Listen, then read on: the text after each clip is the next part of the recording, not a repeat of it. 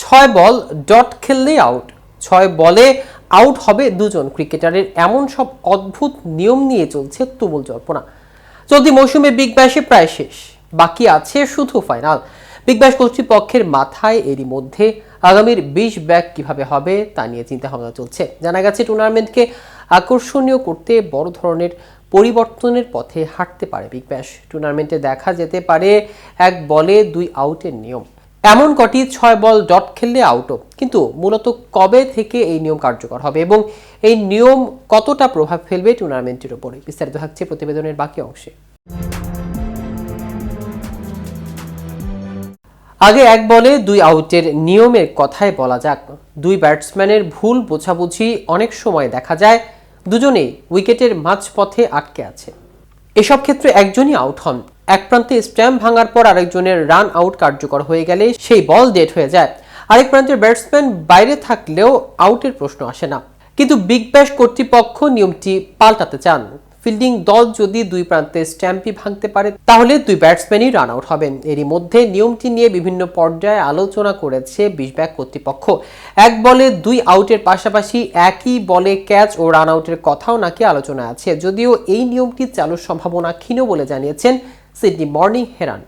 আরেকটি পরিবর্তন আসতে পারে এক পাশ থেকে টানা বল করার। বর্তমানে এক প্রান্ত থেকে 1 ওভারই বোলিং করা হয়, পরের ওভারে বোলার অপর প্রান্ত থেকে আসেন, নিজের জায়গায় থাকেন শুধু ব্যাটসম্যান। কিন্তু বোলারদের প্রান্ত বদলের কারণে ফিল্ডিংয়ে পরিবর্তন আনতে হয়। একজন ফিল্ডার আগের ওভারে ফাইনাল লেগে দাঁড়ালে পরের ওভারে হয়তো লং অফে চলে যেতে হয়, কাভারের ফিল্ডারকে চলে যেতে হয় মিড উইকেট সীমানায়। এই অদল বদলের কারণে সময়ও ব্যয় হয় বেশি।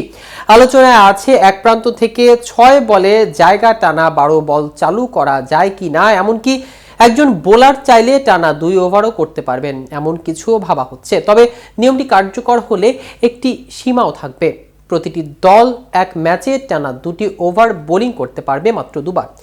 ডট বল নিয়েও ভাবছেন বিগ ব্যাশ কর্তৃপক্ষ। টানা 6 বল ডট খেললে আউট ঘোষণা করা হতে পারে ব্যাটসম্যানকে।